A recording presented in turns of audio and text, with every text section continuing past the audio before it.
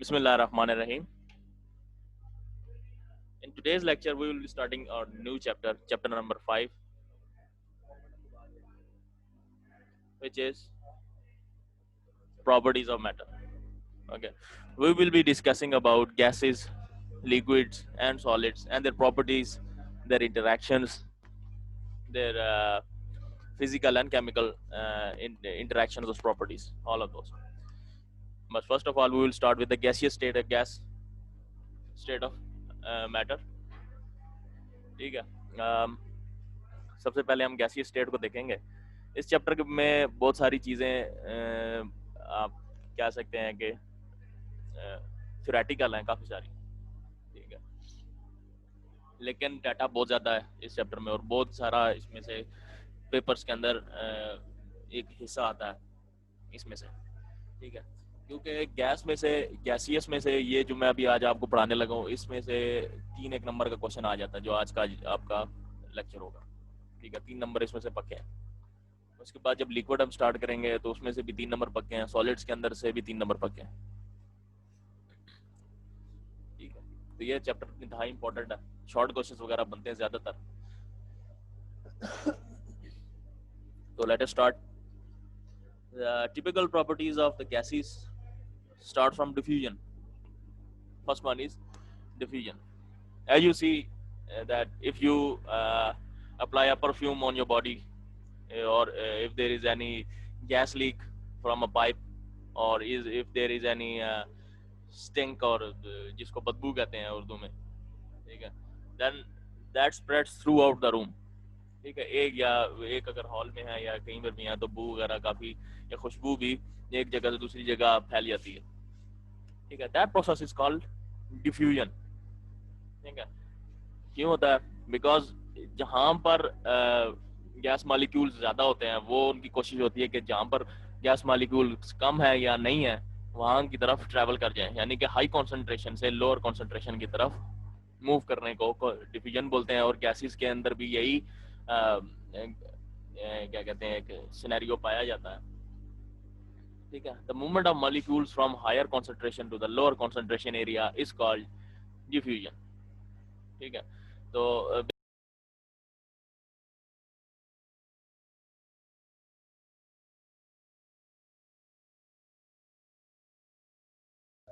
अच्छा अच्छा, एक मिनट.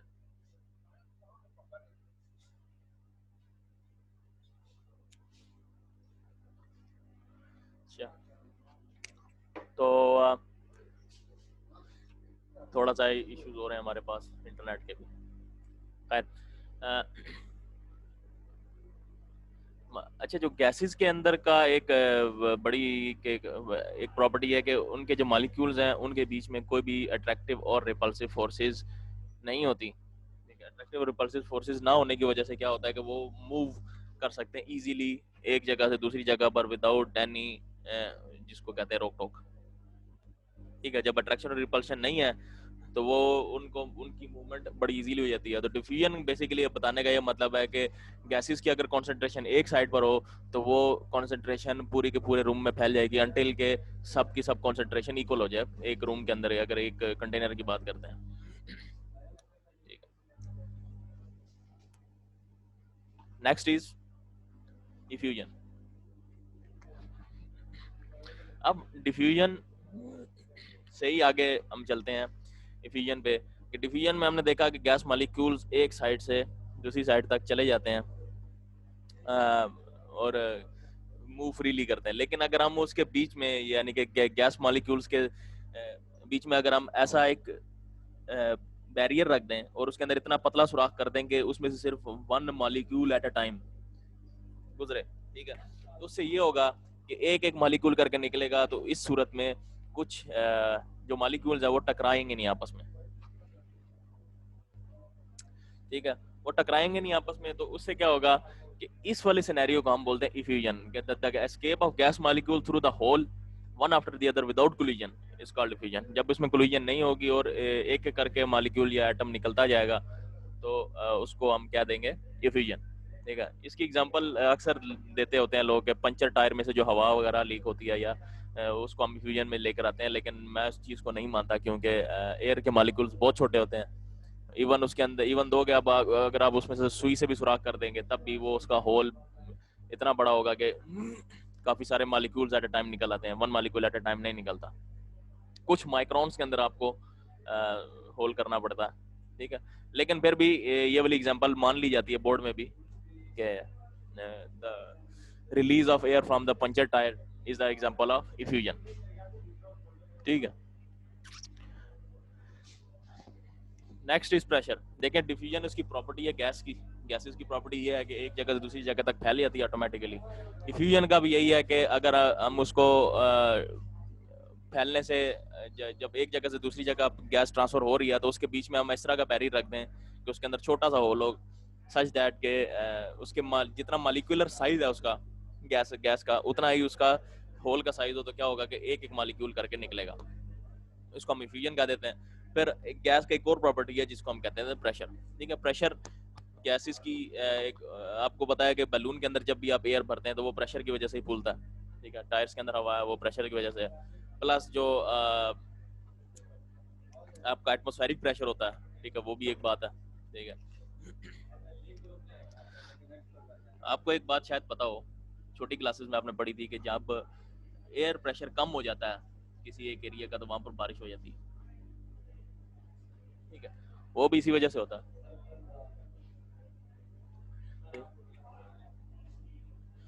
ठीक है। जब एटमॉस्फेरिक प्रेशर जहाँ पर कम हो जाता है, तो वहां पर ये होता है कि जब बादल जो होते हैं हाई प्रेशर की वजह से लो प्रेशर की तरफ आ जाते हैं, तो वहां पर फिर बादल इकट्ठे हो जाते हैं, ठीक है। तो फिर वहां पर बारिश हो जाती है। बेसिकली यही गैसीय स्टेट की या जो एयर की जो प्रॉपर्टी है, एयर भी एक गैस है ना, मतलब गैसी से मिलकर बनता है, ठीक है। तो बेसिकली काम यही होता है कि जब आप एटमॉस्फेरिक प्रेशर लो हो जाता है, तो वो एयर कोशिश करती है कि वहाँ हायर प्रेशर से उठकर लोअर प्रेशर की तरफ आ जाए, तो बादलों को साथ ले आती है। जब लोअर प्रेशर की तरफ आ जाती है, जिसको आप खबरों में भी पढ़ते होंगे, देख सुनते होंगे कि हवा का दबाव कम है यहाँ पर, तो बारिश होने के इम्कानात ज्यादा है, ठीक है। बहरहाल कि बताने का मकसद ये था कि जितनी भी गैसेज हैं सबका कोई ना कोई प्रेशर होता है, हर कोई अपना अपना हिसाब से प्रेशर एक्सर्ट करता है, ठीक है। और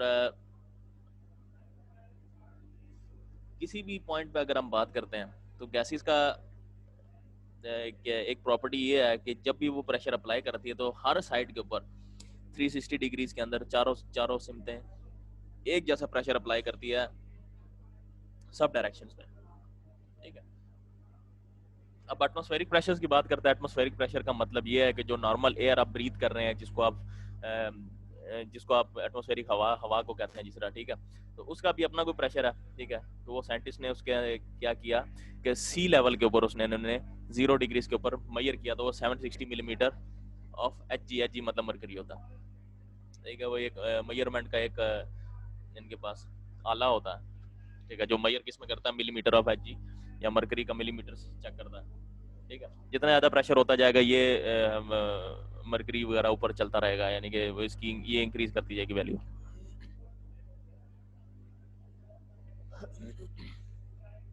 अब ये वाली जो आगे चीजें हम लिखी हुई हैं आप देख रहे हैं, this pressure is 1 atmospheric pressure is equal to 760 millimetre of HG, यहाँ पर 760 टॉर, ठीक है।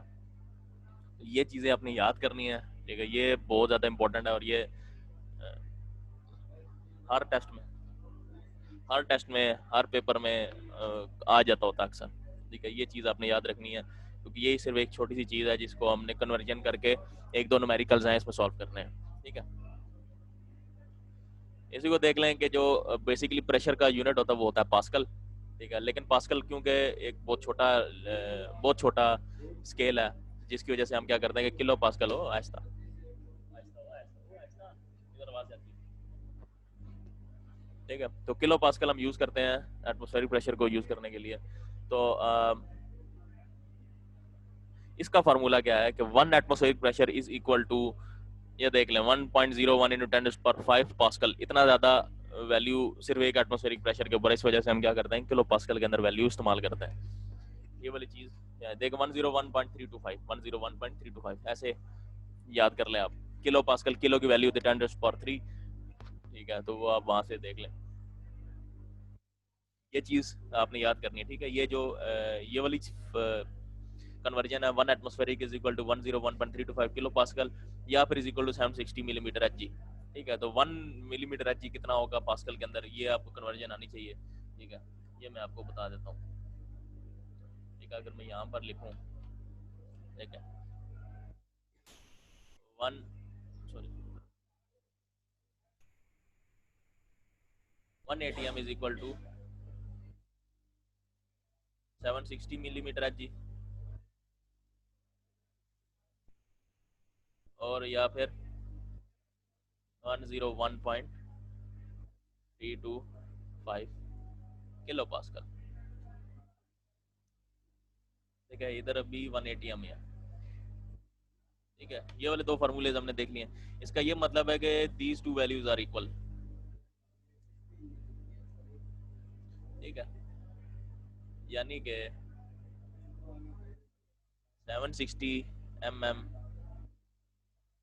Hg is equal to 1.01325 into 10 raised power 5 pascal, ठीक है। ये वाली वैल्यू मैंने इधर पुट कर दी। अब यहाँ से आप 1 मिलीमीटर एच जी की वैल्यू निकाल सकते हैं पास्कल के अंदर, और 1 पास्कल की वैल्यू निकाल सकते हैं मिलीमीटर एच जी में, ठीक है। अगर 1 एम एम एच जी की वैल्यू निकालना चाहते हैं तो यहाँ पर आप लिखेंगे 1 एम एम एच जी, ये पूरी की पूरी वैल्यू राइट साइड पे आपने डिवाइड कर देनी है, 1.01325 into 10 rest power 5 pascal divided by ये पूरी की पूरी वैल्यू इसके नीचे डिवाइड हो जाएगी इसको, ठीक है। ये कैलकुलेटर पे आप करेंगे तो आपको आंसर आ जाएगा, ठीक है। या फिर अगर दूसरा आपने काम करना है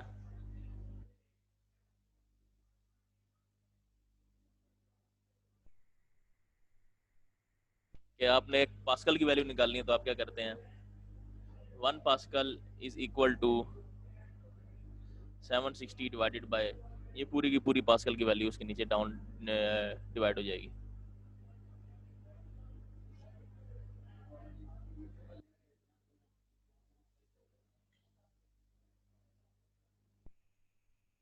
ठीक है।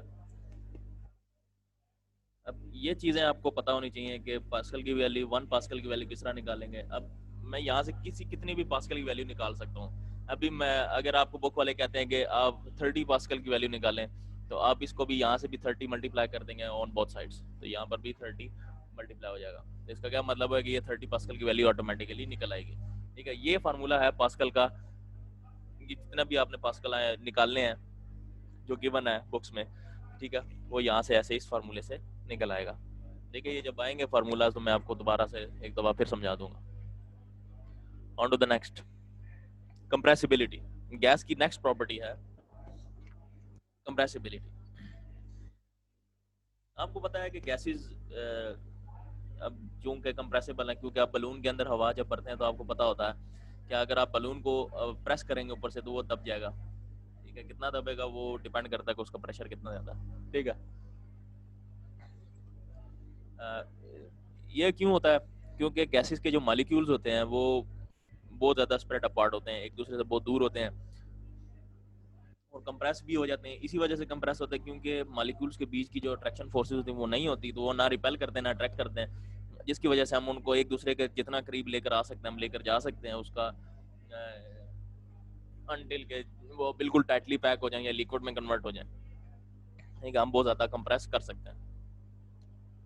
जिस तरह एयर मॉलिक्यूल जो है आपके वो कंप्रेस हो जाते हैं जब आप ठंडा पानी का ग्लास या बोतल वगैरह आप रखते हैं, तो उसके आप बाहर देखते हैं कि एयर कंप्रेस होकर वाटर में कन्वर्ट हो चुकी होती है, ठीक है। जो बाहर पानी उसका आ रहा होता है बेसिकली वो एयर ही होती है, लेकिन कंप्रेस्ड एयर होती है, वो बहुत ज्यादा एयर कंप्रेस हो जाती है। वो ये ना सोचे कि बोतल लीक हो रही है या गिलास लीक हो रहा है, इस वजह से नहीं होता, ठीक है। क्योंकि एटमॉस्फेरिक प्रेशर के अंदर जो एयर होती है वो नॉर्मल टेम्परेचर पे होती है 27, आजकल तो टेम्परेचर 30 के पास चल रहा है, तो 30 समथिंग होगा, ठीक है। अब जो ही आप उसके सामने ठंडा गिलास का पानी रखेंगे तो वो जो एयर गिलास के पास जो एयर होगी उसके साथ टकराएगी, ठंडी ठंडे पानी को तो वो उसका टेम्परेचर लो हो जाएगा, इतना लो हो जाएगा कि वो कंप्रेस्ड होते होते होते, क्योंकि आपको पता है कि जो लोअर टेम्परेचर होता है कंप्रेस करता है और हायर टेम्परेचर एक्सपैंड करता है, तो वो कंप्रेशन की वजह से ही वो वाटर में कन्वर्ट हो जाती है, क्योंकि उसके मॉलिक्यूल्स इतने करीब आ जाते हैं, इतने ज़्यादा करीब आ जाते हैं कि वो लिक्विड की फॉर्म अख्तियार कर जाती है, ठीक है। और अगर उसी को थोड़ा सा हीट दे दे तो वो एवापोरेट होके, यानी कि स्टीम बन के या जो भी है मॉलिक्यूल उसके इतने एक्सपैंड हो जाते हैं कि वो in the form of gas दोबारा से एयर में चली जाती है, ठीक है। और इसका एक ट्रेंड आपको पता होना चाहिए कि जब इसको गैस के ऊपर प्रेशर अप्लाई करते हैं तो उसका वॉल्यूम डिक्रीज होता है, अगर प्रेशर डिक्रीज करेंगे तो वॉल्यूम इंक्रीज होगा, यानी कि इन दोनों का आपस में इनवर्स रिलेशन है, किस किस का, वॉल्यूम का और प्रेशर का, ठीक है।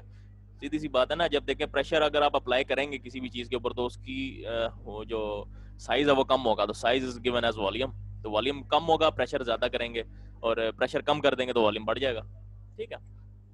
ये सिंपल सी एक दो चार चीजें थी, ये याद होनी चाहिए आप लोगों को ना। उसके बाद आती है मोबिलिटी, कि गैस अगर मोबाइल है या एक जगह से दूसरी जगह जाती है तो कैसे जाती है, ठीक है। हाँ, वही बात हमने की थी जिस तरह डिफ्यूजन है, डिफ्यूजन की ही एक समझ ले कि प्रॉपर्टी आगे कि डिफ्यूजन अगर एक जगह से दूसरी जगह गैस मॉलिक्यूल ट्रैवल कर जाते हैं तो बेसिकली मोबिलिटी भी फिर इसी की यही शो कर रही है कि गैस जो मॉलिक्यूल्स हैं वो gases can flow from one part two another part, या ट्रांसपोर्ट हम कर सकते हैं पाइप्स के जरिए भी, ठीक है। जिस तरह आपके घर में सुई गैस वगैरह आ रही है जिससे आप चूल्हा वगैरह आप लोगों का चल रहा है, ठीक है, that is also gas, methane gas, ठीक है। अब वो पाइप्स के अंदर आ रही है और कहाँ से आ रही है देख लें, ठीक है। वो क्या पता दूसरे सूबे में से निकल रही है गैस, ठीक है, तो आप तक पहुंच रही है गैस, वो इतने दूर पाइपों से होकर आपके पास आ रही है। इसका यही मतलब हुआ कि गैसेस, अब देखे पीछे को मोटर्स वगैरह नहीं लगी इतनी कुछ, वो सिंपल वो क्या करते हैं कि गैस को कंप्रेस कर देते ताकि उनका वॉल्यूम कम हो जाए और उनकी थोड़ी स्पीड ज्यादा हो जाती है, ठीक है। जितना प्रेशर आप बढ़ाते जाएंगे उतना ज्यादा उसकी स्पीड डिक्रीज होती है,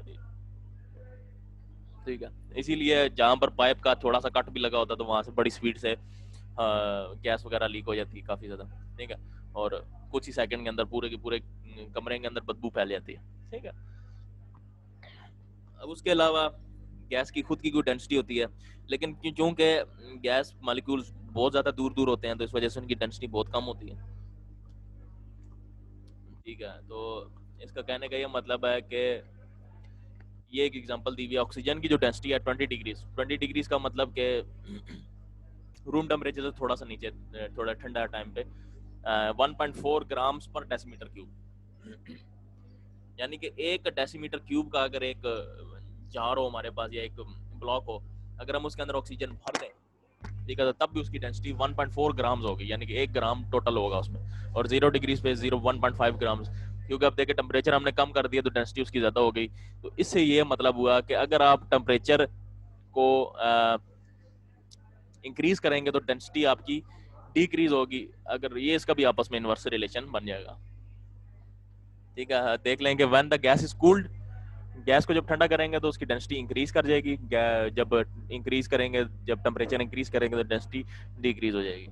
क्यों होगी आपको पता ही है कि डेंसिटी का क्या मतलब होता है कि एक एरिया, एक डेसीमीटर क्यूब के अंदर कितने मॉलिक्यूल्स पाए जाते हैं, ठीक है। मॉलिक्यूल्स, अब ये है कि जितना आप उसको गैस को ठंडा करते जाएंगे उतने मॉलिक्यूल्स पास आते जाएंगे कंप्रेसिबिलिटी की वजह से, कंप्रेशन की वजह से, और जो जो आप उसको हीट करते जाएंगे तो एक्सपैंड होती जाएगी गैस पे जो है, और उसकी वजह से क्या होगा कि उसकी डेंसिटी भी फिर डिक्रीज होती जाएगी, ठीक है। क्योंकि मॉलिक्यूल्स अब दूर दूर जा रहे हैं एक दूसरे से, तो एक एरिया के अंदर फिर मॉलिक्यूल्स कम होते जाएंगे इंक्रीजिंग टेम्परेचर की वजह से, ठीक है। ये तो हो गया हमारा डेंसिटी। अब आपने कोई भी क्वेश्चन वगैरह करने हैं कोई इस टॉपिक से रिलेटेड, वो आप कर लें, फजूल क्वेश्चन कोई नहीं करना।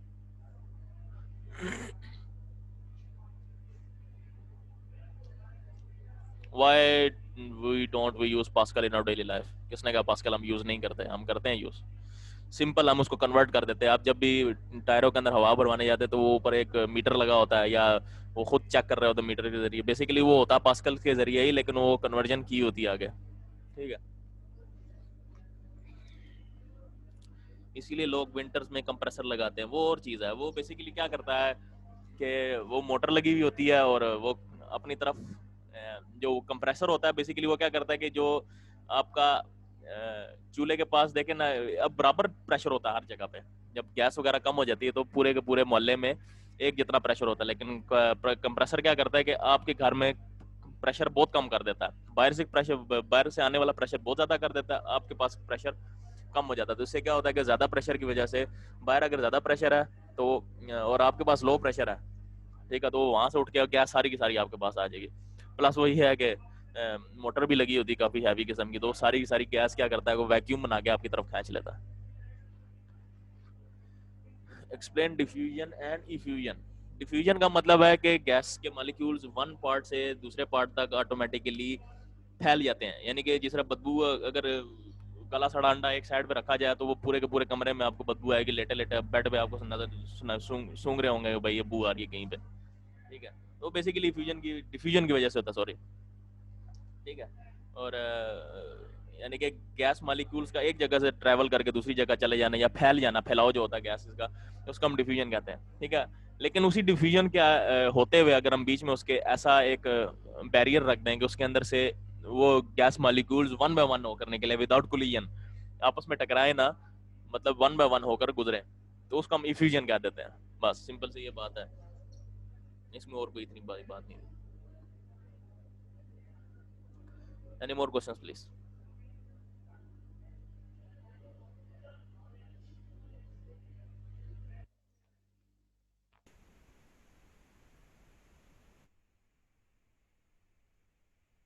प्रेशर होता है कि गैस मॉलिक्यूल्स का किसी भी एरिया के ऊपर या किसी भी सरफेस के ऊपर फोर्स अप्लाई करने को हम प्रेशर बोलते हैं, ठीक है।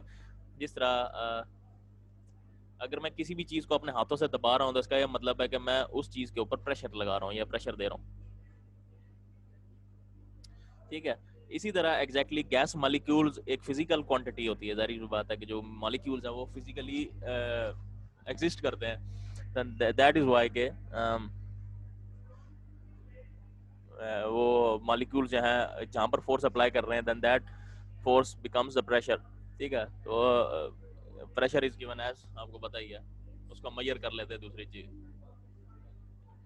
जितने ज्यादा मॉलिक्यूल्स होते जाएंगे उतना ज्यादा प्रेशर होता जाएगा, बढ़ता जाएगा। जितने मॉलिक्यूल्स कम होंगे उतना प्रेशर कम होता जाएगा। जिस तरह बलून की मिसाल लेते हैं, आप देखें बलून के अंदर का एरिया सेम ही है, ठीक है। आप उसके अंदर एयर भरते जाते हैं, इसका क्या मतलब, आप मॉलिक्यूल्स और इंसर्ट कर रहे हैं, एयर मॉलिक्यूल्स।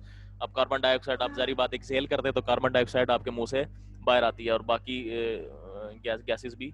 तो उससे क्या होता है कि उस एरिया के अंदर आप मॉलिक्यूल्स और इंसर्ट करते जा रहे जिसकी वजह से प्रेशर इंक्रीज होता जा रहा है, ठीक है। तो जिसकी वजह से बलून फूलता फूलता जाता है, ठीक है।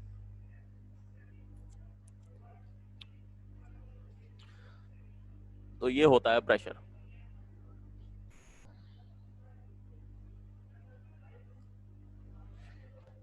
और प्रेशर को आपको पता है, अभी मैंने बताया कि अगर एटमॉस्फेयर की बात की जाए तो एटमॉस्फेयर के अंदर बहुत सारी गैसेस होती हैं, ठीक है। उन सब को मिल मिला के उसको हम कहते हैं एटमॉस्फेरिक प्रेशर। उन सब गैसेस का जो एडी जो समेशन होता है, यानी कि सब की सब गैसेस को अगर हम उन सब के प्रेशर्स को ऐड करें तो वो एक एटमॉस्फेरिक प्रेशर की एक वैल्यू देगा जो कि 760 मिलीमीटर ऑफ एच जी है। यानी कि मरकरी के अगर हम इक्विपमेंट में देखें तो उसकी वैल्यू आ रही है कि 760 मिलीमीटर, लेकिन वो भी किधर, सी लेवल पे 0 डिग्रीज के ऊपर। 0 डिग्रीज पे आइस बन जाती है, ठीक है ना, वाटर आइस बनती है। इसका क्या मतलब हुआ कि 0 डिग्रीज पे आपका एटमॉस्फेरिक प्रेशर होगा 760 मिलीमीटर ऑफ एच। अब जो जो आप टेम्परेचर बढ़ाते जाएंगे प्रेशर भी इंक्रीज होता जाएगा, ठीक है। प्रेशर आपका इंक्रीज होता जाएगा। तो प्रेशर कुकर के अंदर भी अभी हम इसको देखेंगे आगे, तो प्रेशर कुकर के अंदर भी एक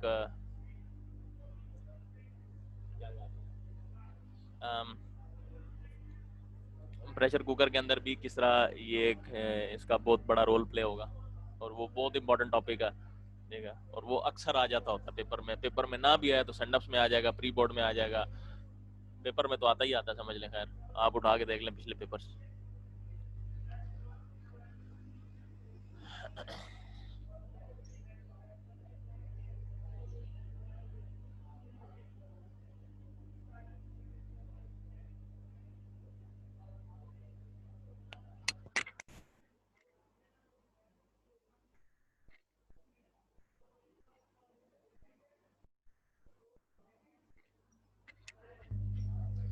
व्हाट इज टॉर? टॉर बच्चे प्रेशर का एक स्केल है, यानी कि हम उसको प्रेशर में मेजर करते हैं, उसको हम टॉर बोलते हैं। ठीक है, मेजर करने के लिए मिलीमीटर एच भी इस्तेमाल होता है, इस तरह टॉर भी इस्तेमाल होता है। जिस तरह आप मेरे से पूछेगा व्हाट इज न्यूटन, तो न्यूटन इज बेसिकली फोर्स का एक स्केल है या फिर उसका यूनिट है, इसी तरह इसका भी यूनिट है 1 टॉर। ठीक है,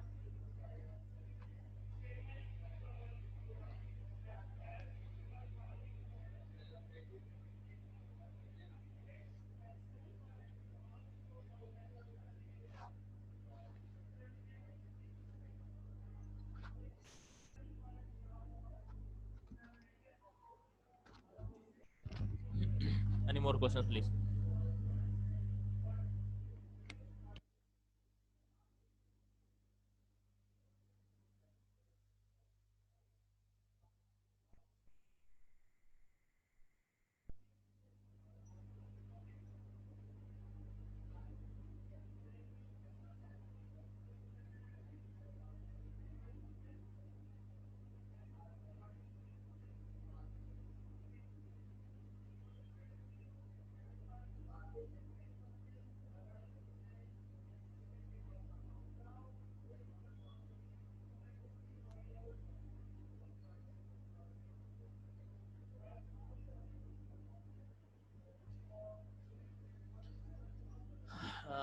If there are no questions, then I'm going to end my class.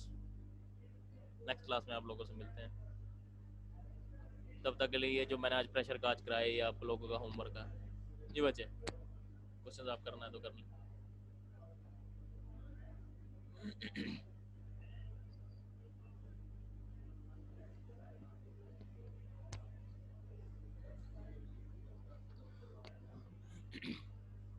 Homework ये आप लोगों ने याद करना बस। देखिए, डिफिजन और रिफिजन के अंदर बात मसला आ रहा है, तो ये आप देख लें, ये एक डायग्राम मैंने बनाई हुई है। ठीक है, ये जो ब्लू जो पर्पल मालिक्यूल्स हैं, ये आप देख लें कि ये बेसिकली गैस मालिक्यूल्स हैं, जो एक पार्ट से दूसरे पार्ट तक देखिए हर डायरेक्शन के अंदर मूव कर रहे हैं। ठीक है, लेकिन मैंने क्या कर दिया कि इसके बीच में एक ऐसा बैरियर डाल दिया जिसके अंदर एक होल है, और होल की जो विड्थ है या उसकी जो चौड़ाई है वो इतनी है जितना एक गैस मालिक्यूल की साइज है। तो उससे क्या होगा कि गैस मालिक्यूल 1 by 1 निकलेगा वहां से। क्यों निकलेगा? क्योंकि गैस की एक प्रॉपर्टी है कि वो हायर कॉन्सेंट्रेशन से लोअर कॉन्सेंट्रेशन की तरफ जाएगी। तो उसने भी यही कोशिश करनी है कि जो होल के उस साइड पे प्रेशर और होल के साइड पे प्रेशर दोनों का बराबर करना उसने। तो यही होगा कि यहाँ से गैस मालिक्यूल्स रिलीज होंगे उस साइड पर होल में से, लेकिन क्योंकि उसका जो साइज है, होल का साइज है, वो उसके मालिक्यूल के साइज के बराबर है, तो वो 1 by 1 साइज निकलेगा विद उससे, यानी कि ये नहीं होगा कि ज्यादा या कोलिजन के साथ निकलेगा या ज्यादा मालिक्यूल्स एट अ टाइम निकल सकते हैं, ऐसी बात नहीं है। जब वो 1 मालिक्यूल एट अ टाइम निकलेगा तो हम उसको इफ्यूजन कह देते हैं। अगर सारे मालिक्यूल्स एट अ टाइम चले जाएं राइट साइड पे बल्क में, ठीक है, तो उसको हम कह देंगे डिफ्यूजन। डिफ्यूजन होगा 1 by 1, डिफ्यूजन होगा ऑल एट वंस।